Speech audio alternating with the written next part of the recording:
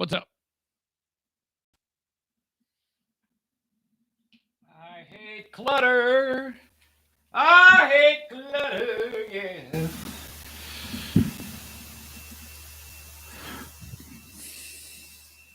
Oh, look at this. It's time. It's time for this thing again. Okay. Got my weights. See the weights? Those actually help me.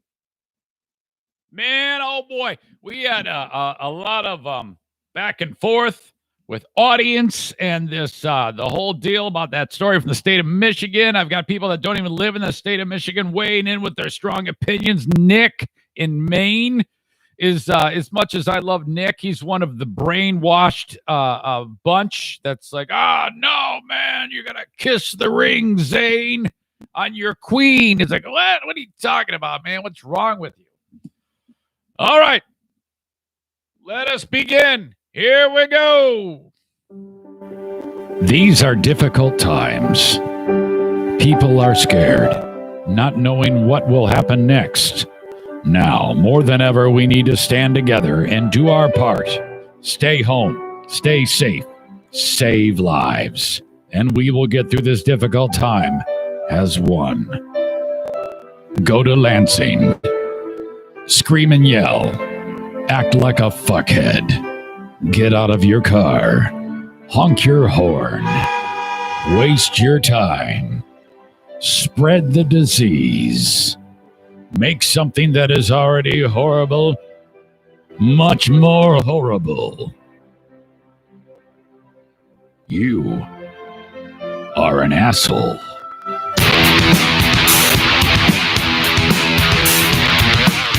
It's true. And now, here's a guy who got tired of being fired by corporate radio. So he took up being fired by Patreon subscribers instead. It's the Eric Zane Show podcast. All right, thank you, Johnny. Hey, welcome into the Eric Zane Show podcast. It's the Patreon bonus. This is where it all began in its current form. Boom. With a big bass kick there. Boom.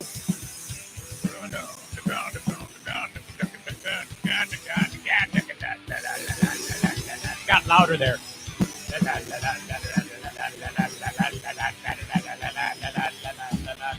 Boom. All right, so here we go. Yeah, man, I can't believe it. When I'm sitting here saying it to you, oh man, back where it all began. Yeah, it's so insane to think that I was in this room, scared shitless. Sunday, January 6th, 2019. That was the date that I sat right here. It was like a cell phone shooting video, and it wasn't even mic'd up. And I think I brought my dad in for an edition of Dear Meathead live, and it was terrible. I had a little teeny tiny notebook computer with a junky piece of software on it to record it. And oh my God, it was just a shit show. I've never had the nerve to go back and listen to those old podcasts.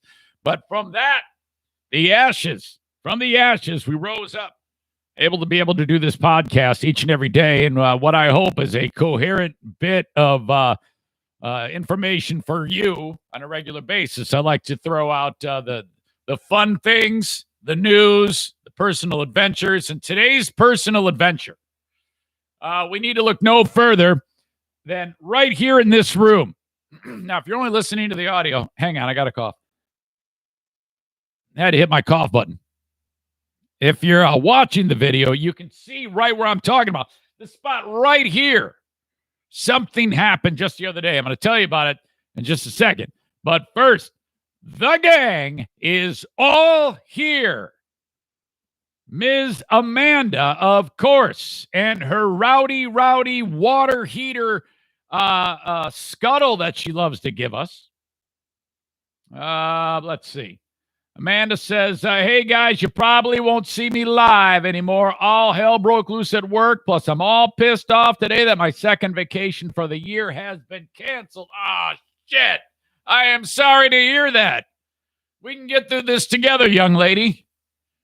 It's going to be okay. Don't even fret for a minute about it, because in a day, you won't even be thinking about it. So don't even let it bother your day. Nope. Flush it. Flush it right now. I want to hear the toilet. Flush. All right. Amanda says, oh, God, please don't give me a discussion about porking happened on that couch. This couch I'm about to talk about. No. It's nothing like that. But it is hysterical, and I can't wait to share it with you. But I'm still taking roll call. Kenny is in the house. Kevin, let's see. He doesn't come to my work. Something's going on. What's going on? Kevin says, man, I'm just sick of all the political BS. Yeah, I don't know if he's referring to me. I think he might just be saying in general, Nick. Kevin is a huge asset, as you all are, man. That guy, he's got some knowledge about your Detroit Lions and sports. That guy should have been on a damn sports talk radio show. Paul Forster is here. Shelly, who just booked me for, Cameo. You're not going to believe this. This has never happened before.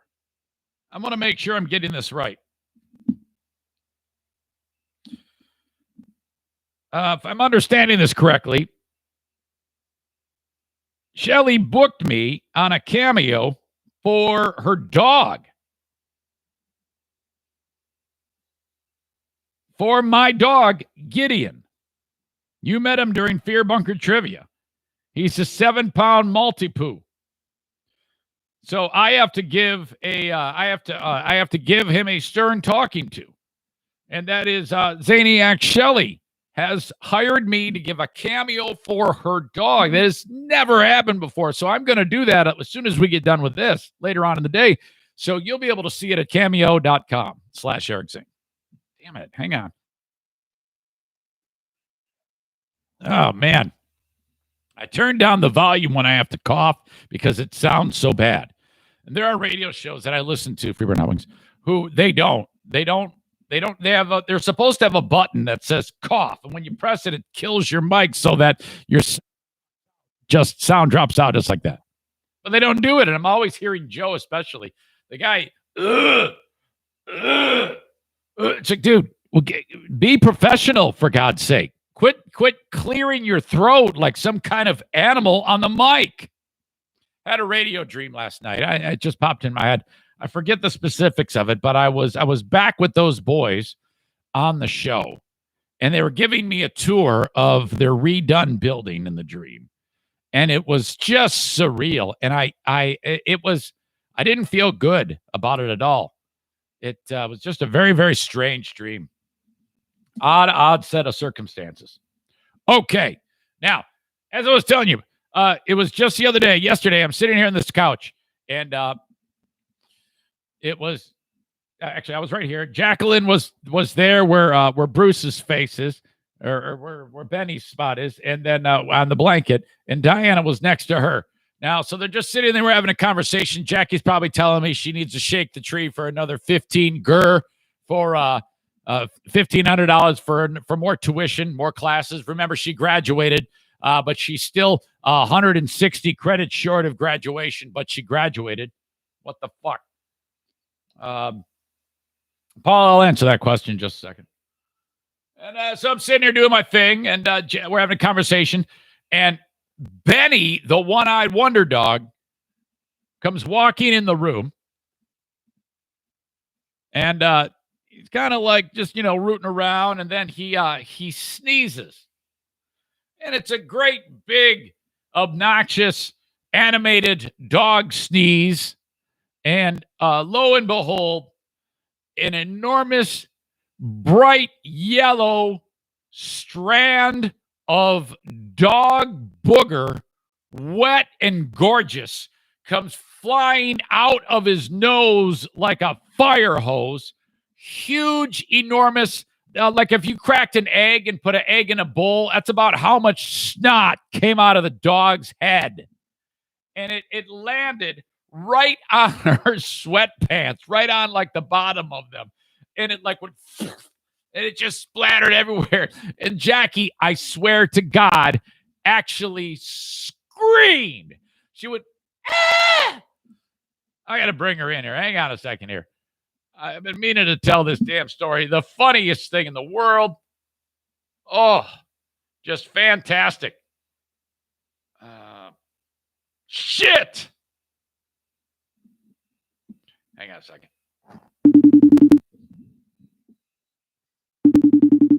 Bring her in here. Pooh Bear, how are you? Good. Is Jackie around? Yeah, she's right here. I don't know her number off the top of my head. So I just figured I'd call you. I figured you'd be by her. Can she like get into the shot so we can hear her? Yeah. Okay. I don't want them to see me because I look ugly. No, they don't see you. They can just hear your voice, but you got to get closer to your mother somehow. So between the two of you, you can maybe meet halfway. Okay, here I am. Okay. So I was just leading up to a story. As I was getting close to the story, I talked about how you haven't been in here in a couple days to ask for another 1,700 for more classes. Right. Before I get into the story, I was just telling about how is it that you graduate, but you're still like 160 credits short of graduating? How do you not understand this? I've explained this to you.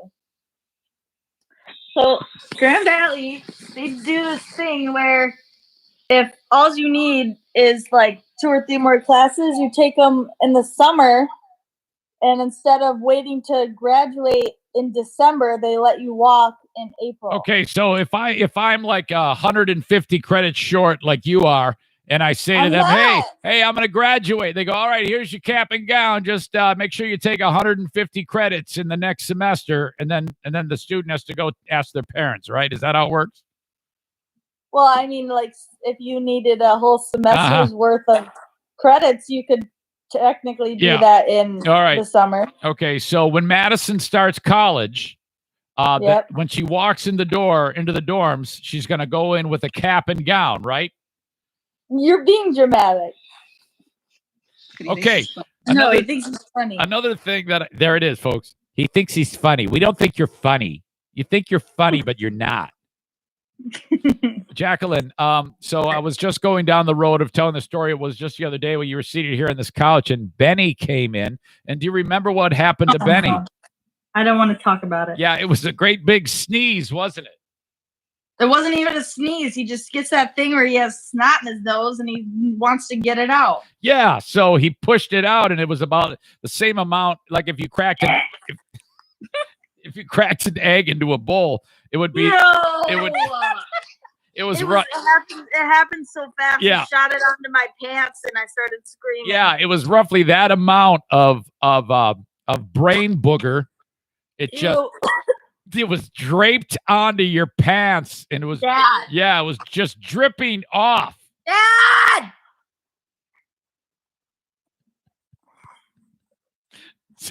So now your reaction was, as you were watching this viscous worm move down your leg. It didn't even move.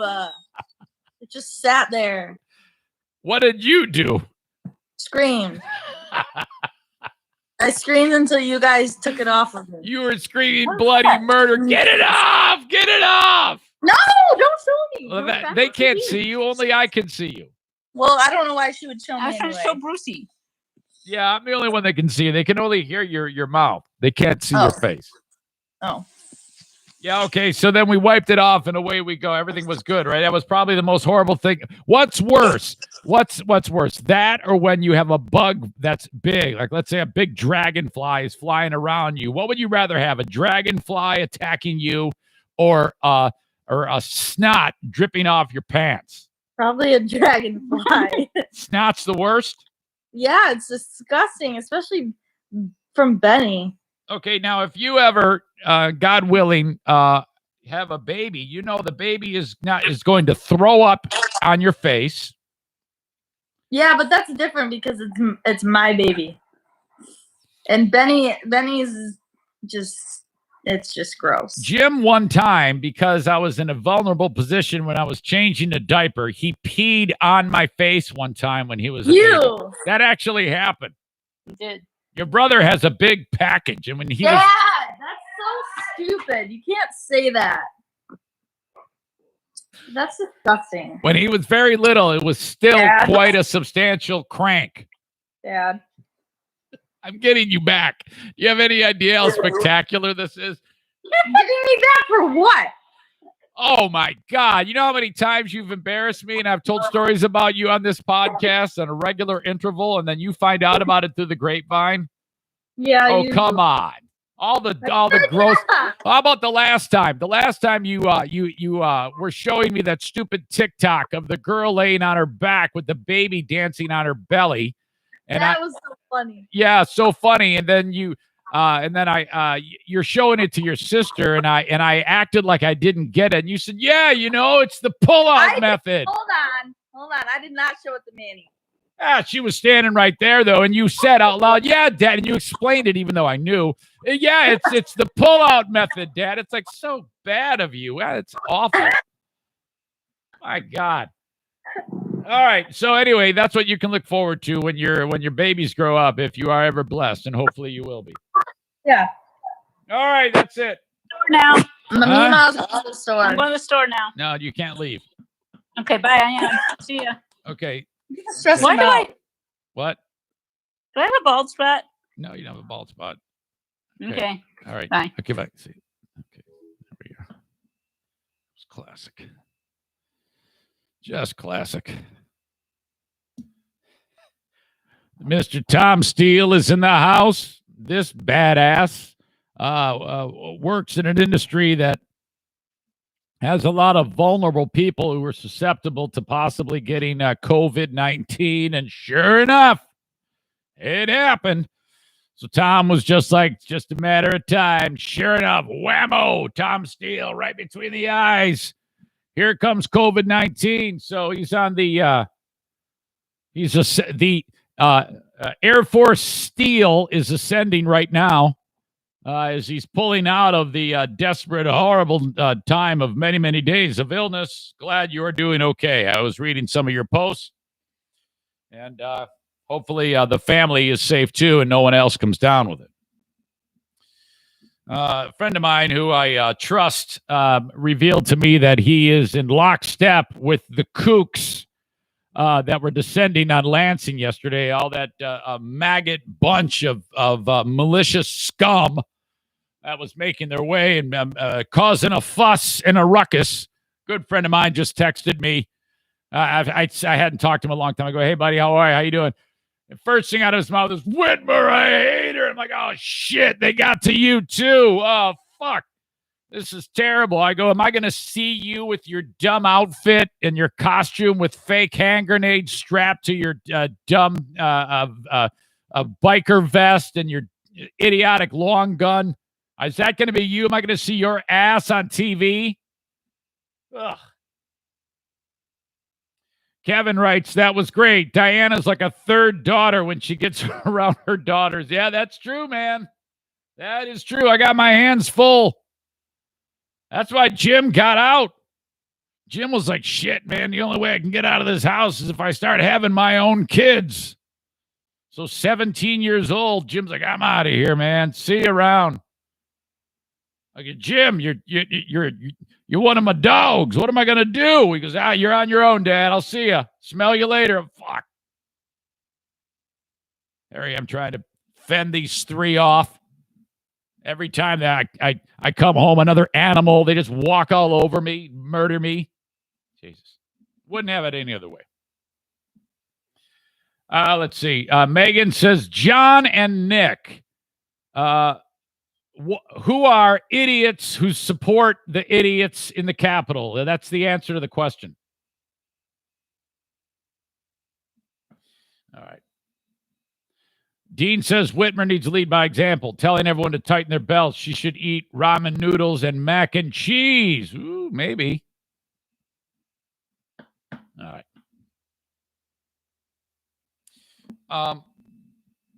Let's see. I got a number of things I can go to here, but I really want to talk about this. I actually wanted to talk about this in the regular podcast, but ran out of time. The story's going around about Katie Couric. You remember her from years on NBC, and I don't even know what the hell she does now, but she was on a podcast recently, And she revealed that in '04, she had an interview with Denzel Washington.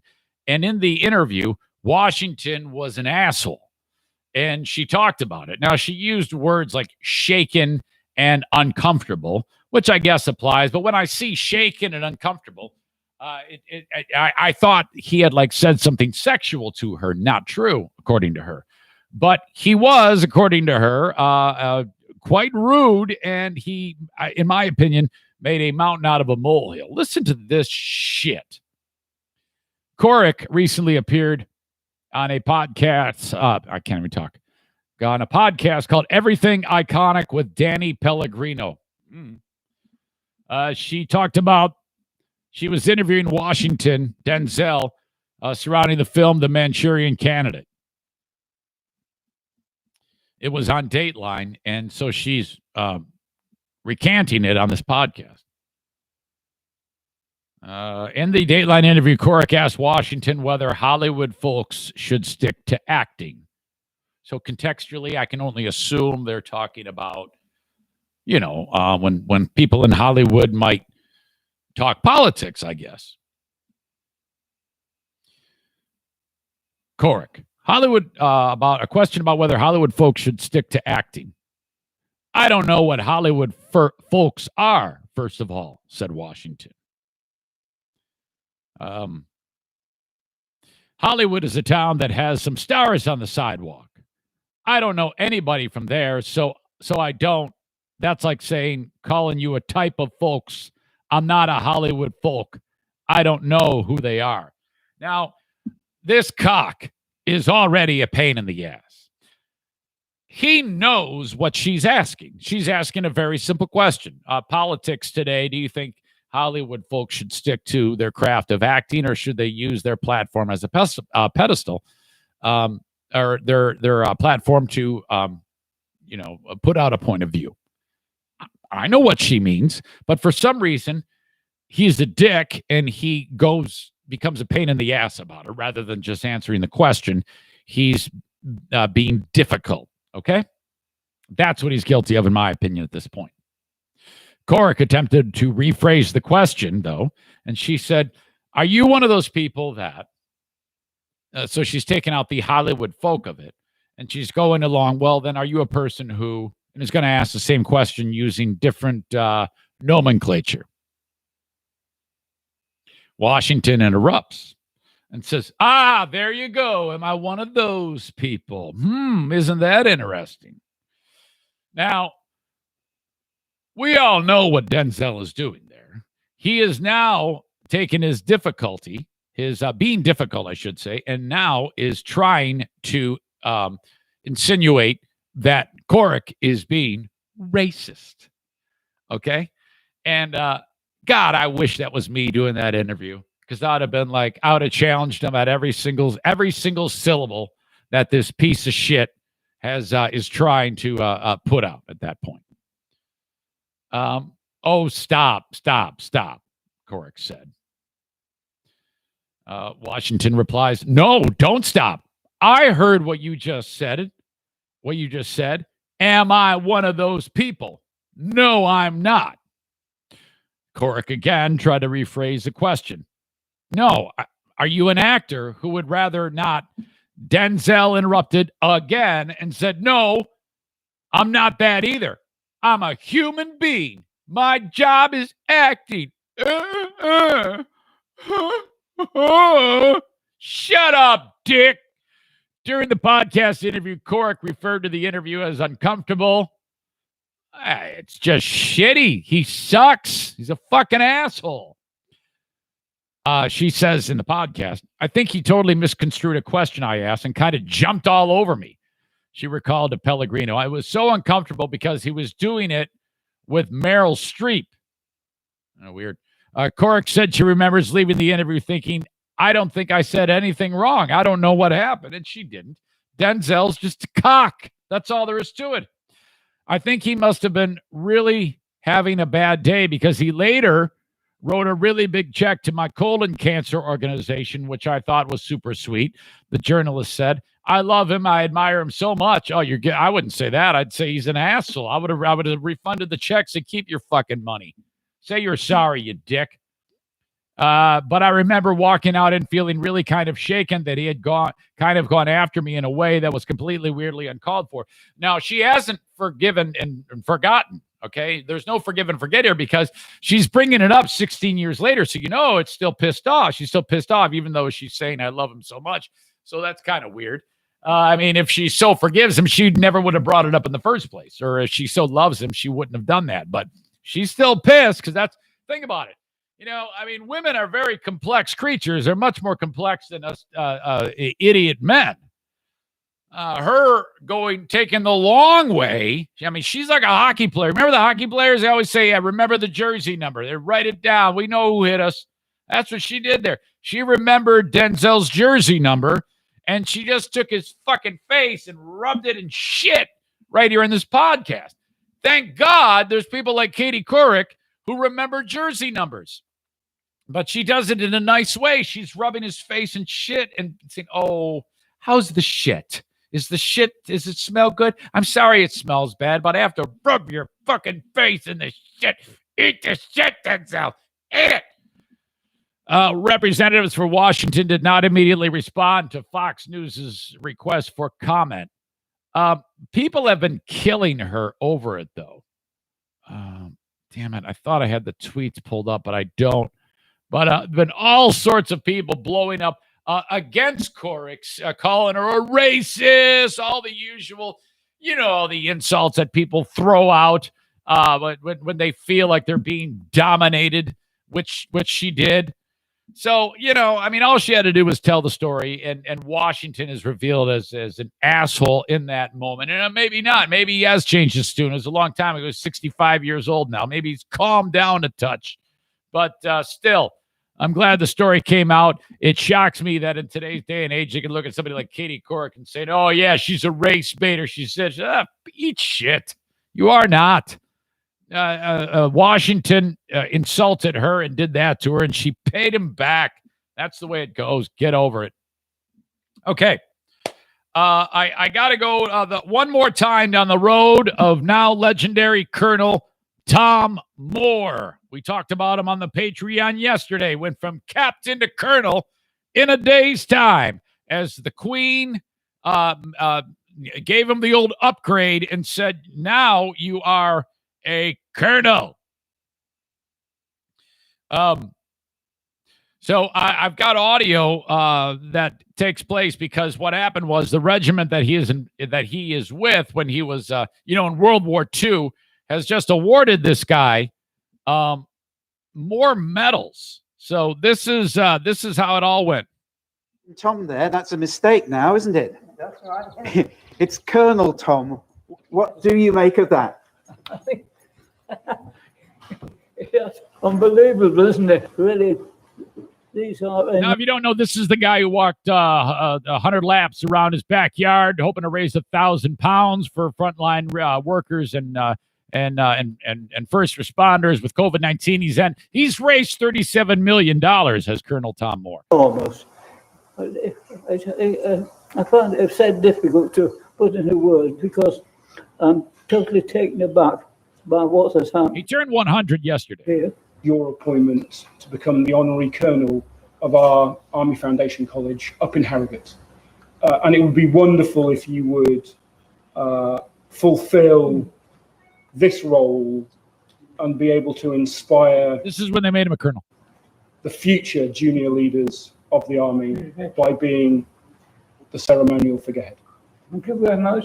That really is one of the greatest honors anybody could get.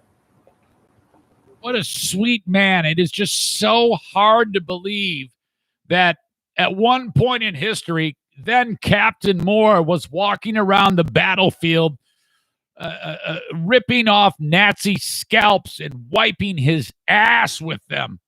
The fact that this guy probably beheaded so many Nazis and took shits down their necks is that he's so polite and kind. He's killed thousands of Nazis. Alongside that, there are some other unexpected presents that I'm able to convey to you. This is when he gives them like the whores Today. And I would like to just take this moment to reissue you. Absolutely. This guy, okay, he had lost one of his medals, a really, really important medal. He like misplaced it or something like that. He probably threw it like a Chinese star at some Gestapo asshole and buried it right in his eyeball. But they're gonna give him the medal again. They're gonna like reissue it right now. And this guy and Moore is just sitting there, and he's politely waiting for this guy to finish so that he can go slay some more poon. With the Defence Medal 1939 to 1945. I think this really. Thank you very much. That is something very special. I mean, I'm very proud of these, but to have now the fourth, really, that is super.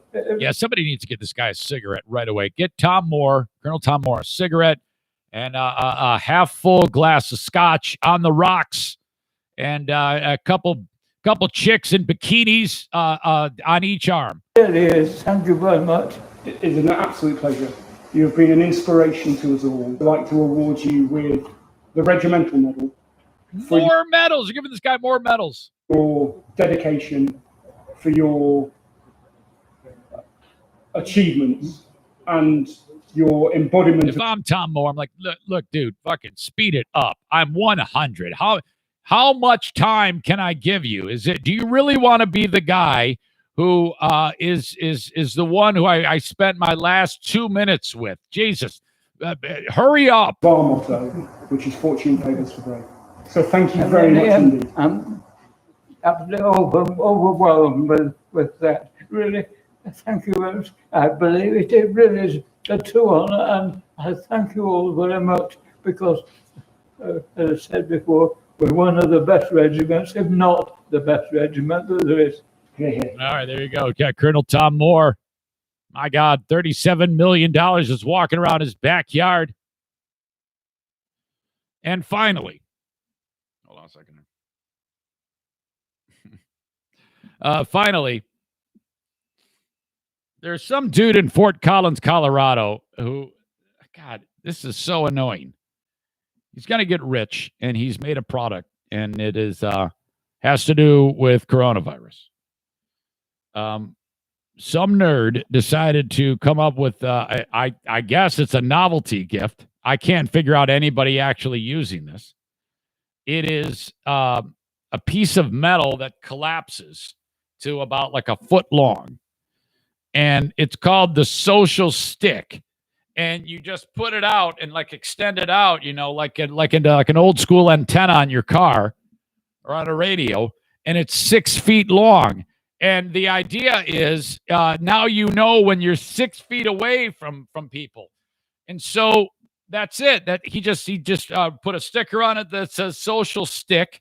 You pay him like $25, and then he mails you a social stick. Now, when I see that, my first question is, who would buy this?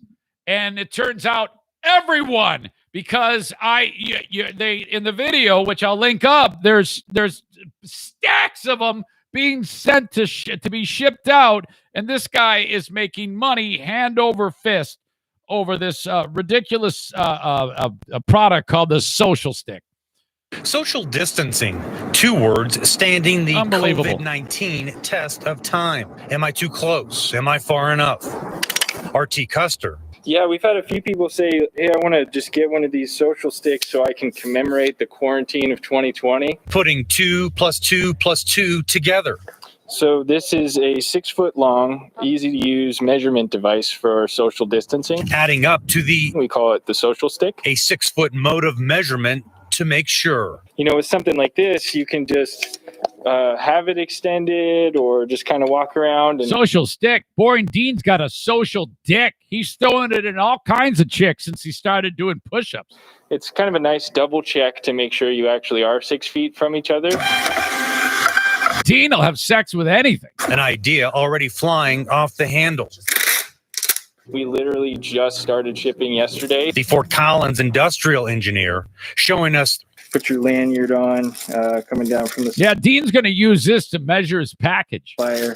With box after box already earmarked for national distribution. We're in conversations with retail stores, state and local governments. Who the fuck is going to buy this? What type of asshole would do You know, this? anyone that Well, that needs a but Dean actually would use it for something. He would, again, he'd hold it up to his dick. constant reminder of what 6 feet is. And while the invention is a bit tongue-in-cheek, it sends just the right signal to stay safely away. Because while hopefully someday COVID-19 becomes a historical footnote, the social stick may have its sights set on the Smithsonian. You know, maybe this is just kind of a funny gift for a friend, but it's cool that it's practical too. The social stick will run you just under $20. We have a link on our website at ktvr.com. And for Collins, Greg Nieto, Fox 31. Thank you, Greg. Thank you to you. Tu madre es una puta. Your mother's a whore, he says. Comes chingo de cagada. Toma chingo a da gada. Comes chingo de cagada. Toma chingo a da gata. All right, sign up for Diet Bet. That's what you got to do. That's your homework assignment. When we meet again, God willing, fingers crossed. I don't know why it wouldn't work. All of this will be at Fear Bunker North. Hold on. Word.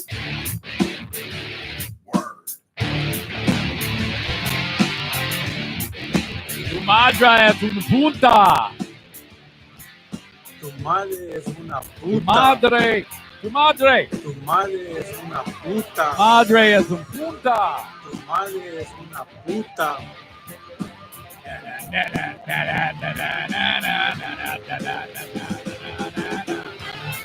Tu madre. Tu madre es una puta. Tu madre es una puta. Dame mi palo con tu culo. All right, folks. Talk to you down the road. Bye-bye. Tu madre es una puta. Vete a la chingada, cabrón. Como mis nalgas cuando yo estoy cagando, cabrón. Then I see the disinfectant that knocks it out in a minute, 1 minute. And is there a way we can do something like that by injection inside or almost a cleaning? Because you see it gets on the lungs and it does a tremendous number of it.